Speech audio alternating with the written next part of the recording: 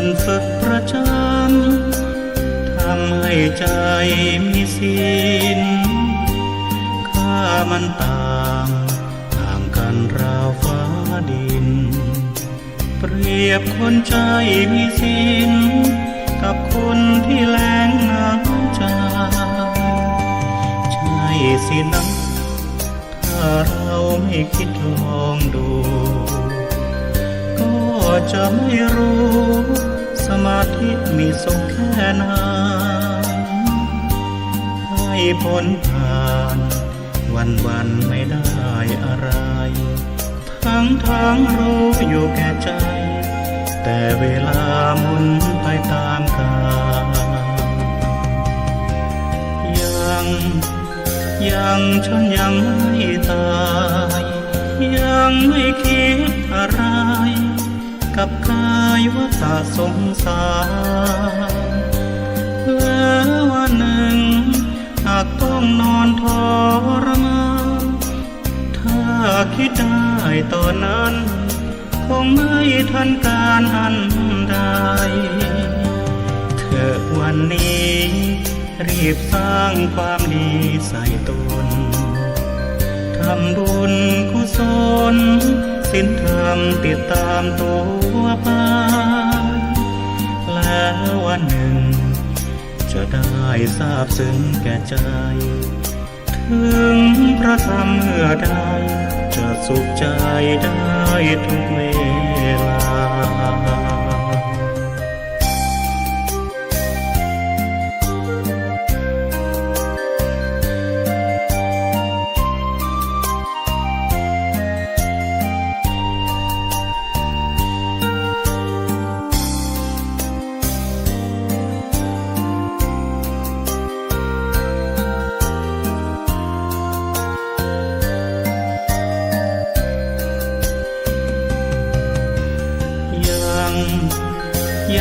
ฉันยังไม่ตายยังไม่คิดอะไรกับกายว่าตาสงสารแล้ววันหนึ่งหากต้องนอนทรมานถ้าคิดได้ตอนนั้นคงไม่ทันการอันใดเธอวันนี้รีบสร้างความดีใส่ตนน้ำท่วมในระยะนี้สำนักงานคณะกรรมการอาหารและยาและหน่วยงานภาคีเครือข่ายเตรียมเผายาเสพติดของกลางจำนวน32ตันมูลค่ากว่า 29,000 ล้านบาทในวันนี้นาซาประกาศเลื่อนการปล่อยจรวดสู่ดวงจันทร์ในภารกิจอาร์ทิมิส 1การแข่งขันวอลเลย์บอลหญิงชิงแชมป์เอเชีย AVC คัพที่ประเทศฟิลิปปินส์ทีมวอลเลย์บอลหญิงไทยชนะทีมเวียดนามได้อันดับ3ต่อไปเป็นรายละเอียดของข่าวรัฐบาลกำชับให้หน่วยงานที่เกี่ยวข้องเร่งช่วยเหลือประชาชนที่ได้รับผลกระทบจากน้ำท่วมในระยะนี้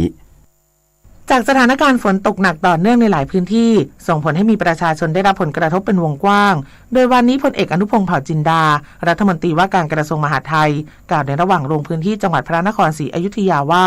จังหวัดพระนครศรีอยุธยาเป็นจังหวัดหนึ่งที่ได้รับผลกระทบทั้งประชาชนและพื้นที่นาที่ยังไม่ได้เก็บเกี่ยวซึ่งกรมชลประทานได้เข้ามาช่วยเหลือติดตั้งเครื่องสูบน้ำออกแล้วเพื่อให้เกษตรกรสามารถเก็บเกี่ยวได้ในอีก10วัน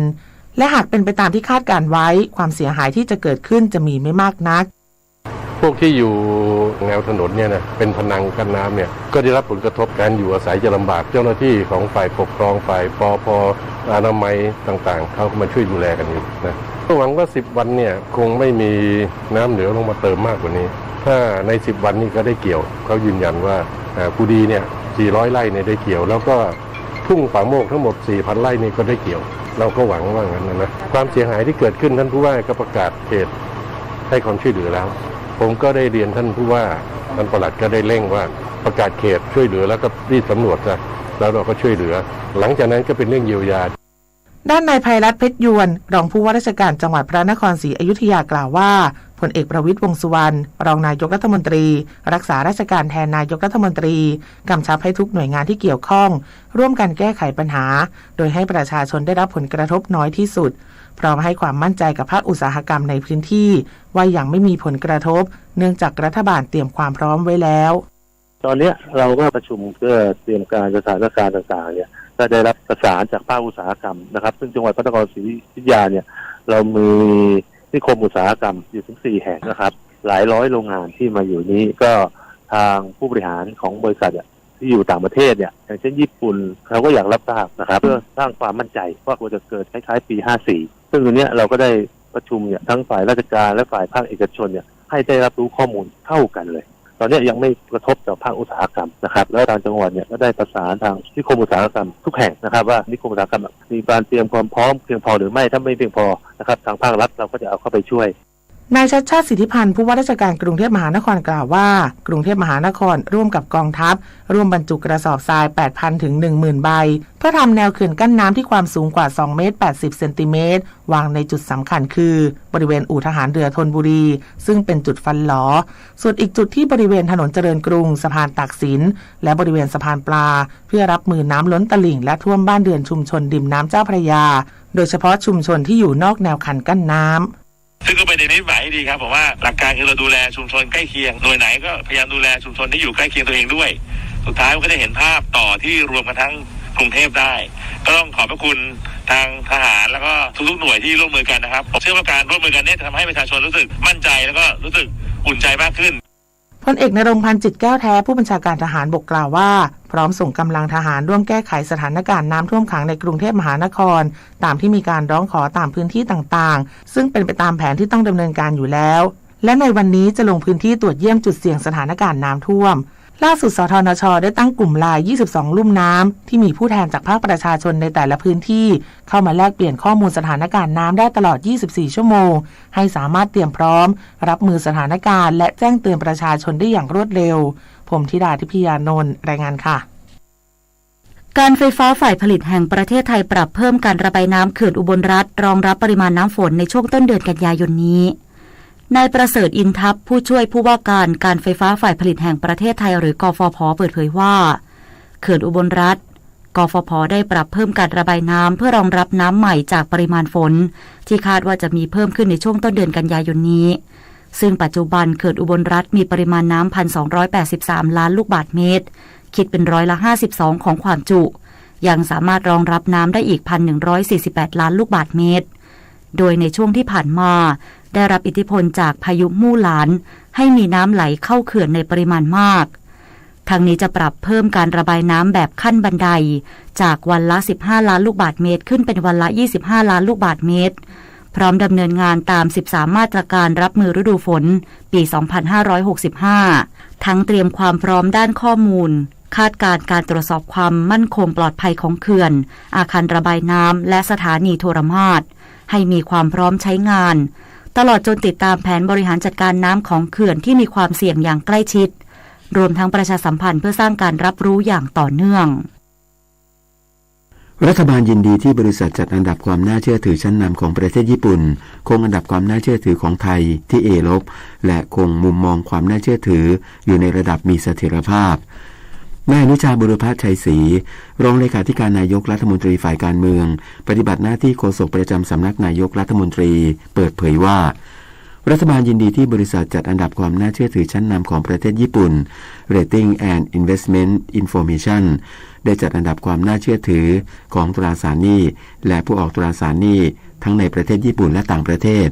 โดยคงอันดับความน่าเชื่อถือของประเทศไทยที่ A ลบและคงมุมมองความน่าเชื่อถือของประเทศไทยอยู่ในระดับมีเสถียรภาพ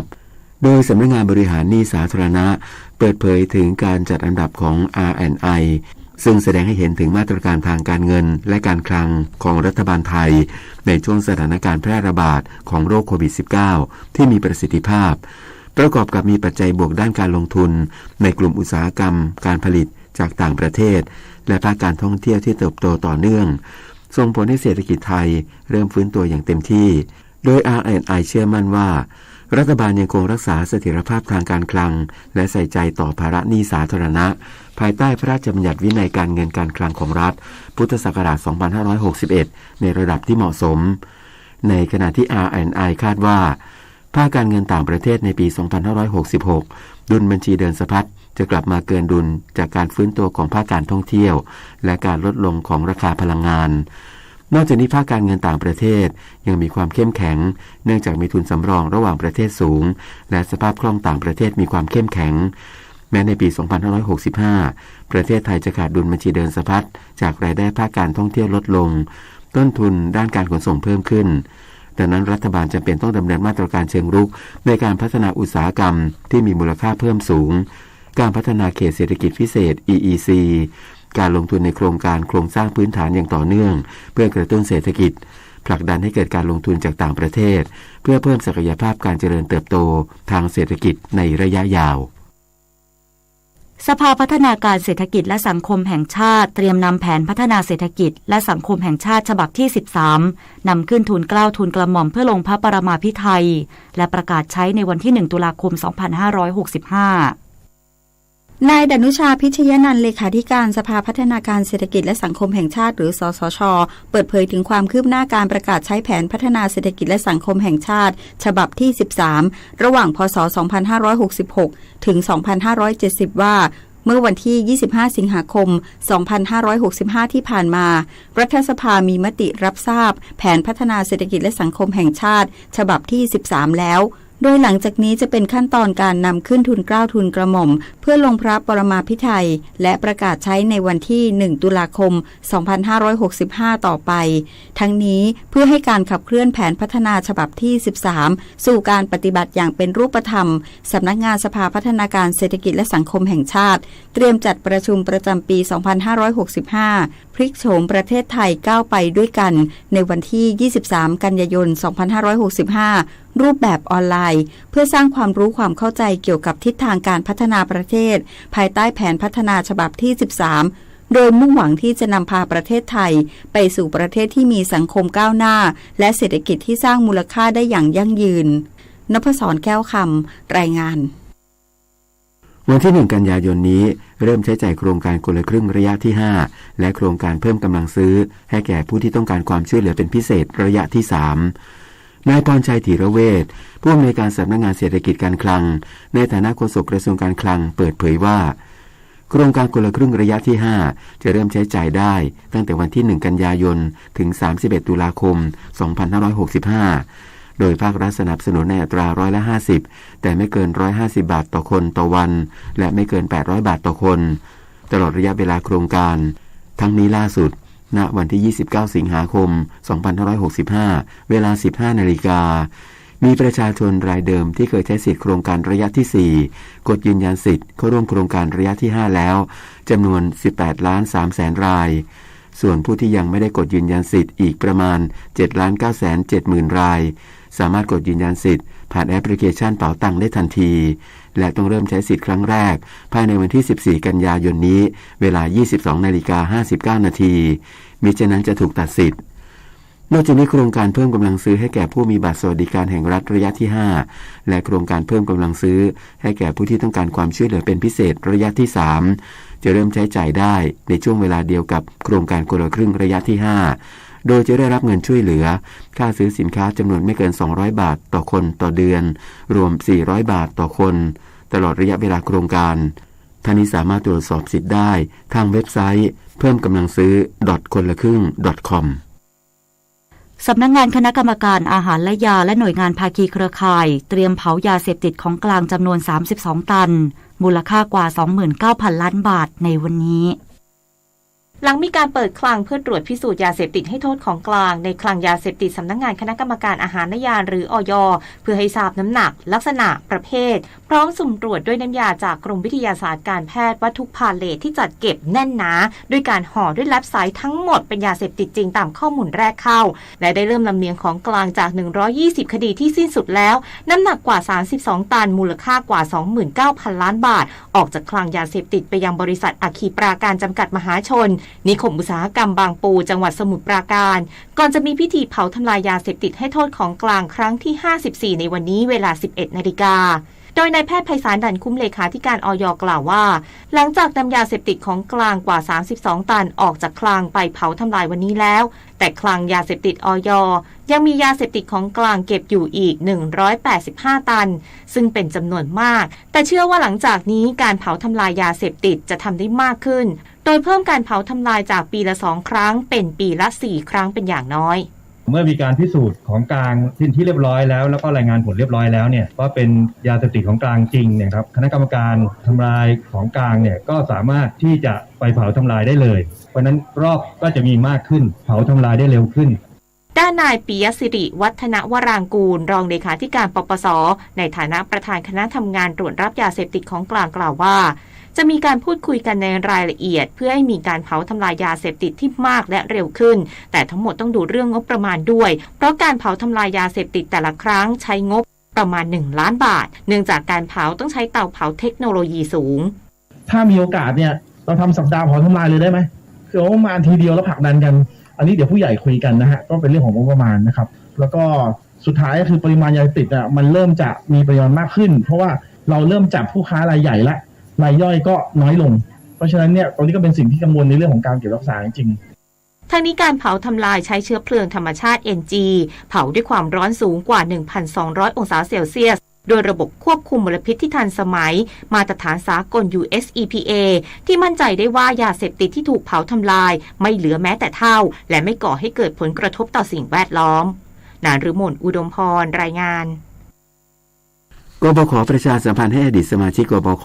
ตรวจสอบสิทธิ์คงค้างนางศรีกัญญายาทิพย์เลขาธิการคณะกรรมการกองทุนบำเหน็จบำนาญข้าราชการหรือกบข.เปิดเผยว่าปัจจุบันมีอดีตสมาชิกกบข.ที่พ้นสมาชิกภาพเนื่องจากออกจากราชการหรือเสียชีวิตจำนวน 7,519 รายที่ยังไม่ดำเนินการทำเรื่องขอรับเงินกบข.คืนซึ่งกบข.ยังคงดำเนินการนำเงินของอดีตสมาชิกกบข.ไปลงทุนสร้างผลตอบแทนให้อย่างต่อเนื่องและเพื่อไม่ให้อดีตสมาชิกเสียสิทธิ์ในเงินกบข.จึงขอตรวจสอบสิทธิ์คงค้างและสามารถดำเนินการขอรับเงินกบข.คืนได้โดยสมาชิกที่พ้นสภาพแล้วแต่ยังไม่ยื่นขอรับเงินคืนสามารถดำเนินการยื่นขอรับเงินกบข.ผ่านส่วนราชการเจ้าสังกัดสุดท้ายที่ออกจากราชการหรือกรณีเคยพ้นสภาพแต่ยังไม่ยื่นขอรับเงินและกลับเข้ารับราชการใหม่แล้วให้ดำเนินการแจ้งข้อมูลการกลับเข้ารับราชการใหม่ผ่านส่วนราชการเจ้าสังกัดที่บรรจุเข้ารับราชการใหม่เพื่อสิทธิ์ในการนับเวลาราชการสำหรับสมาชิกที่พ้นสภาพด้วยเหตุเสียชีวิตครอบครัวหรือทายาทสามารถดำเนินการขอรับเงินกบข.คืนได้อดีตสมาชิกสามารถตรวจสอบสิทธิ์คงค้างได้ที่เมนูตรวจสอบสิทธิ์การรับเงินกบข.คงค้างบนเว็บไซต์กบข.สามารถสอบถามข้อมูลเพิ่มเติมได้ที่ Facebook กบข.หรือ LINE กบข. @GPF Community หรือติดต่อศูนย์บริการสมาชิกโทร1179ต่อจากนี้ไปขอเชิญรับฟังไทยคู่ฟ้าค่ะรัฐบาลชวนผู้ประกอบการไทยใช้ประโยชน์ด้านการส่งออกจากความตกลงการค้าเสรีตามกรอบความตกลงหุ้นส่วนทางเศรษฐกิจระดับภูมิภาคหรืออาเซปซึ่งจะช่วยลดต้นทุนเพิ่มประสิทธิภาพการผลิตและขยายโอกาสทางการตลาดโดยมีจุดเด่นเรื่องกฎถิ่นกำเนิดสินค้าที่เอื้อให้ผู้ประกอบการได้รับการยกเว้นภาษีง่ายขึ้นทั้งนี้ครึ่งแรกของปี 2565 ไทยส่งออกไปยังประเทศสมาชิกอาเซปแล้วกว่า 78,000 ล้านดอลลาร์สหรัฐมีสินค้าที่ส่งออกได้เพิ่มขึ้นเช่นน้ำตาลทรายขยายตัว145%ผลไม้กระป๋องและแปรรูป19%อาหารสัตว์9%แผงวงจรไฟฟ้า19%และผลิตภัณฑ์มันสำปะหลัง24%ผู้ประกอบการที่สนใจสอบถามเพิ่มเติมได้ที่สายด่วนกรมการค้าต่างประเทศโทร1385ค่ะสื่อสารภารกิจรัฐบาลกับสำนักโฆษกสำนักเลขาธิการนายกรัฐมนตรีเราจะสืบสานรักษาและต่อยอดและครองแผ่นดินโดยธรรมเพื่อประโยชน์สุขแห่งอาณาราษฎรตลอดไปพระปฐมบรมราชโองการพระบาทสมเด็จพระเจ้าอยู่หัวในพระราชพิธีบรมราชาภิเษกเมื่อวันที่ 4 พฤษภาคม พุทธศักราช 2562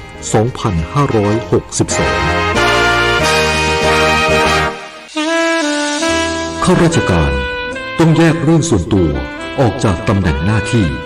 และยึดถือประโยชน์ส่วนรวมของประเทศชาติเหนือกว่าประโยชน์ส่วนตนสารประโยชน์ของชาติและปวงประชาอีกหนึ่งหัวข้อเรื่องจริยธรรมที่ข้าราชการพลเรือนทุกคนพึงควรปฏิบัติท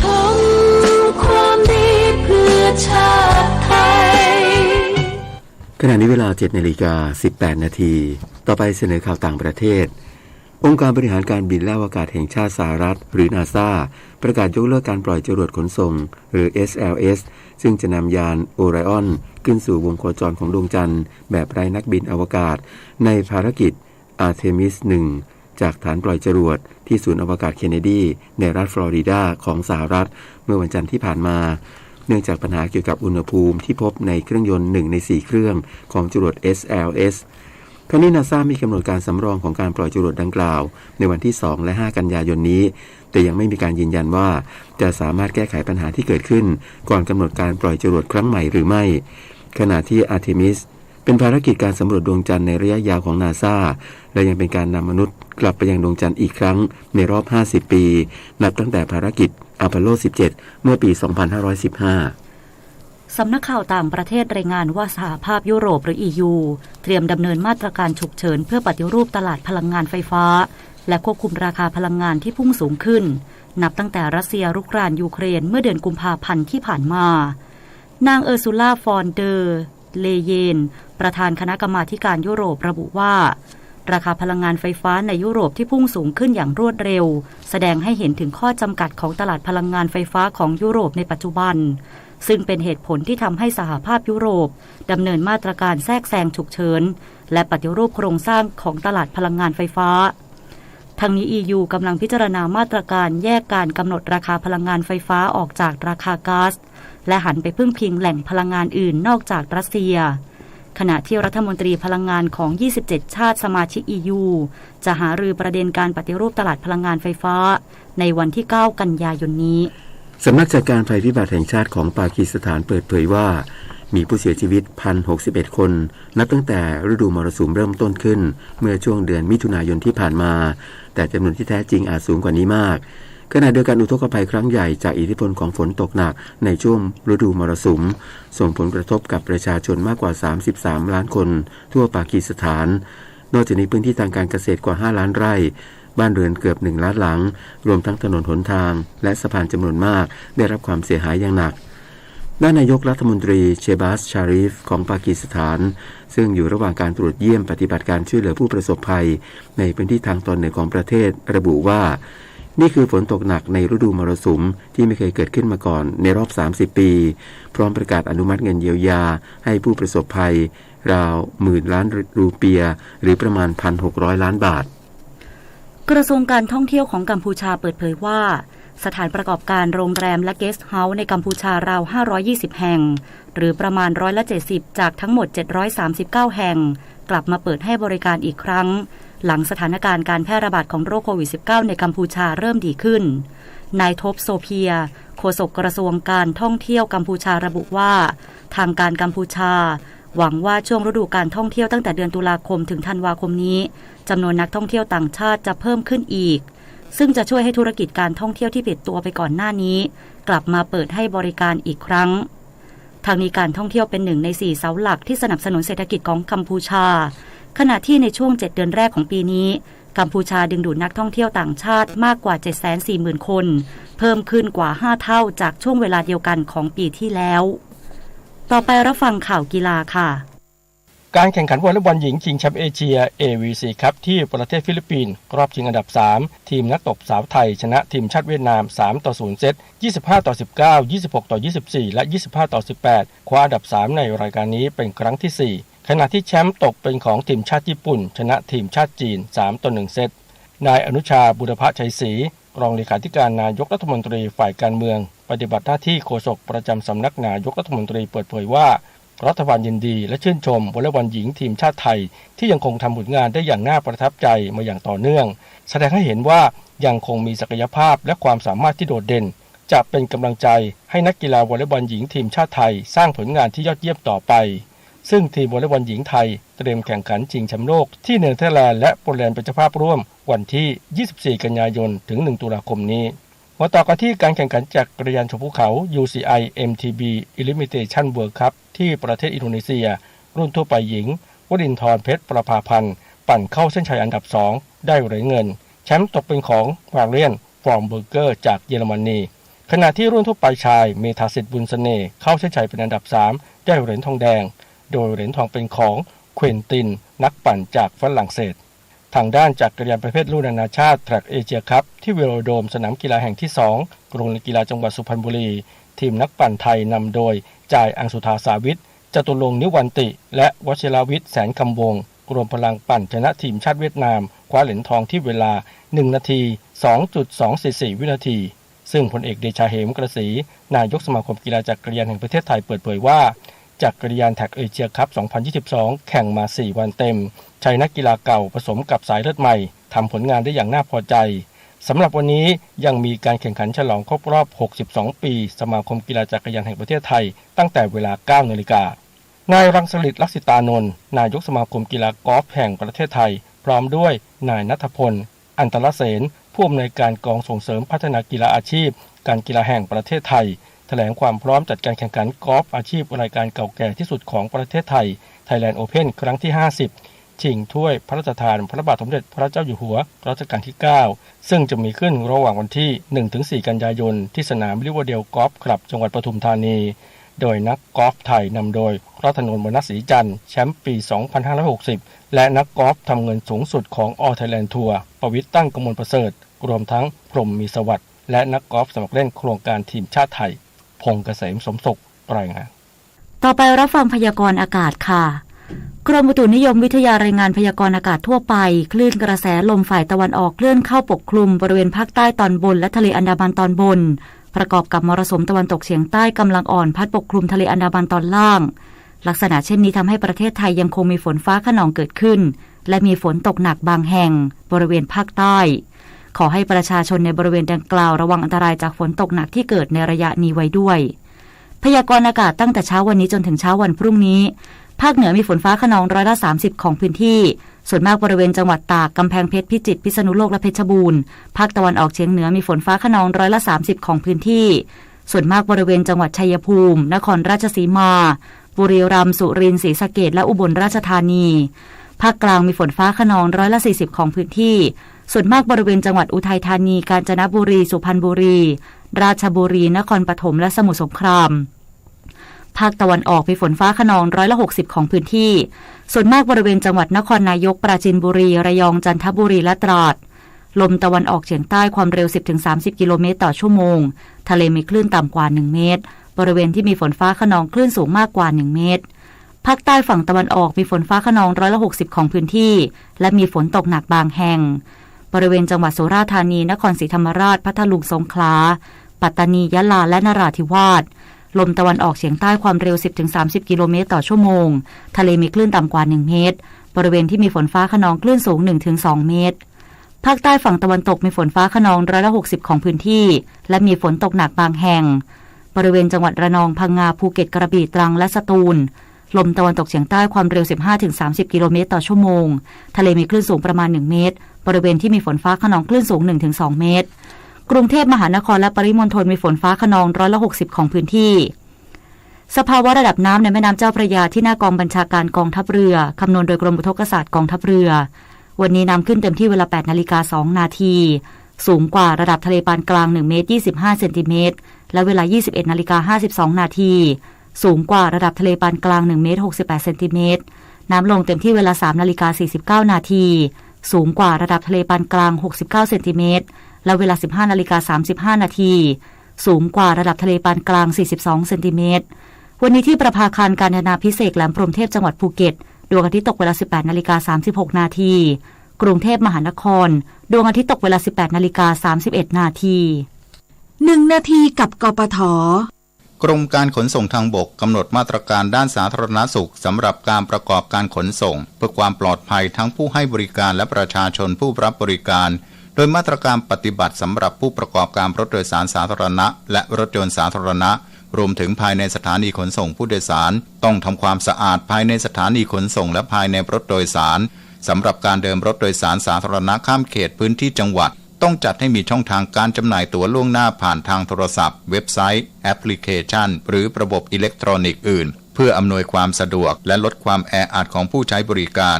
และมาตรการปฏิบัติสำหรับรถจักรยานยนต์ทำความสะอาดแฮนด์รถจักรยานยนต์เบาะที่นั่งหมวกกันน็อกสำหรับผู้โดยสารด้วยแอลกอฮอล์หรือน้ำยาฆ่าเชื้อหลีกเลี่ยงการพูดคุยกับผู้โดยสารระหว่างให้บริการสำหรับพนักงานขับรถและผู้ให้บริการต้องสวมหน้ากากอนามัยหรือหน้ากากผ้าตลอดเวลาที่ให้บริการครับด้วยความปรารถนาดีจากกรมประชาสัมพันธ์และกองทุนเพื่อความปลอดภัยในการใช้รถใช้ถนนกรมการขนส่งทางบกกระทรวงคมนาคมรู้รักภาษาไทยโดยความร่วมมือของสำนักงานราชบัณฑิตยสภาและกรมประชาสัมพันธ์วันนี้เสนอสำนวนขุนนางใช่พ่อแม่เห็นแย่ใช่ตายายขุนนางใช่พ่อแม่เห็นแย่ใช่ตายายเป็นสำนวนหมายถึงไม่ควรไว้ใจผู้ใหญ่ที่มีอำนาจสำนวนนี้สอนให้ระวังตนไม่อยู่ใกล้กับผู้มีอำนาจว่าถ้าเราทำให้ผู้มีอำนาจโกรธหรือไม่พอใจเราอาจถูกลงโทษหรือถูกทำร้ายได้เพราะขุนนางเป็นคนอื่นไม่เหมือนพ่อแม่ปู่ย่าตายายซึ่งมีเมตตาและให้อภัยลูกหลานได้เสมอสำนวนนี้พบในร่ายยาวมหาข่าวสารเพื่อการประชาสัมพันธ์งานบุญงานกุศลของวัดพระธาตุดอยสุเทพราชวรวิหารตำบลสุเทพอำเภอเมืองเชียงใหม่จังหวัดเชียงใหม่ได้จัดพิธีเจริญพระพุทธมนต์สวดสะเดาะนพเคราะห์พิธีสมโภชพระบรมธาตุดอยสุเทพและพุทธาภิเษกพระประจำวันนพเคราะห์จัดงานวันศุกร์ที่2กันยายนพุทธศักราช2565โดยกราบรัตนา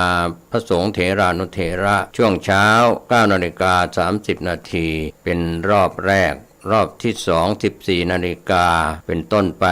ก็เชิญชวนคณะสงฆ์คณะศรัทธาณวัดพระธาตุดอยสุเทพราชวรวิหารตำบลสุเทพอำเภอเมืองเชียงใหม่จังหวัดเชียงใหม่เริ่มในพิธี 9 นาฬิกาเป็นต้นไปจนแล้วเสร็จในภาคบ่ายก็เป็นงานบุญงานกุศลเชิญท่านร่วมงานนี้โดยพร้อมเพรียงกัน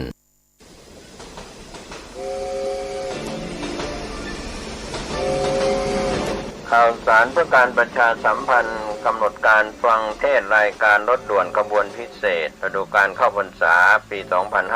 2565 จัดโดยคณะสงฆ์จังหวัดเชียงใหม่องค์กรเครือข่ายชาวพุทธจังหวัดเชียงใหม่ดำเนินงานโดยกลุ่มหนุ่มสาวจังหวัดเชียงใหม่12ขบวนที่7 3 กันยายน 2565 ขึ้น 8 ค่ำเดือน 12 เหนือเดินทางไปยังวัดหนองเต่าคำตำบลป่าไผ่อำเภอสันทรายจังหวัดเชียงใหม่ 20 นาฬิกาฟังพระธรรมเทศนา1กันขบวนที่ 8 10 กันยายน 2565 ขึ้น 15 ค่ำเดือน 12 เหนือกลับมายังพุทธสถานเชียงใหม่ 20 นาฬิกาเป็นการจัดงานวันกตัญญูพุทธสมาคมและมูลนิธิพุทธสมาคมเป็นเจ้าภาพขบวนที่ 9 18 กันยายน 2565 แรม 8 ค่ำเดือน 12 เหนือรถด่วนไปยังวัดรังกาตำบลฟ้าห้ามอำเภอเมืองเชียงใหม่จังหวัดเชียงใหม่ 20 นาฬิกาฟังพระธรรมเทศนา1กันขบวนที่ 10 25 กันยายน 2565 แรม 15 ค่ำเดือน 12 เหนือเดินทางไปยังวัดอรัญยวาสตำบลบ้านปงอำเภอหางดงจังหวัดเชียงใหม่ 20 นาฬิกาฟังพระธรรมเทศนา1กันขบวนที่ 11 3 ตุลาคม 2565 ขึ้น 8 ค่ำเดือนเกียงไปยังวัดสันป่าแดงตำบลต้นเปาอำเภอสันกำแพงจังหวัดเชียงใหม่ 20 นาฬิกาฟังพระธรรมเทศนา1กันขบวนสุดท้าย 10 ตุลาคม 2565 ขึ้น 15 ค่ำเดือนเกียงเดินทางไปยังพุทธสถานเชียงใหม่ก็เป็นวันมอบโล่กลุ่มหนุ่มสาวจังหวัดเชียงใหม่เป็นเจ้าภาพในช่วง 20 นาฬิกาก็เป็นรายการกำหนดการรถด่วนขบวนพิเศษเทศกาลเข้าพรรษาในปี 2565 จัดโดยคณะสงฆ์จังหวัดเชียงใหม่องค์กรเครือข่ายชาวพุทธจังหวัดเชียงใหม่โดยมีกลุ่มหนุ่มสาวจังหวัดเชียงใหม่ดำเนินการก็เป็นกำหนดการที่ท่านจะได้ไปร่วมกิจกรรมในส่วนของรถด่วนขบวนพิเศษในปีนี้ก่อนจากยกมือไหว้กันส่งสัญญาณพบกันอีกครั้ง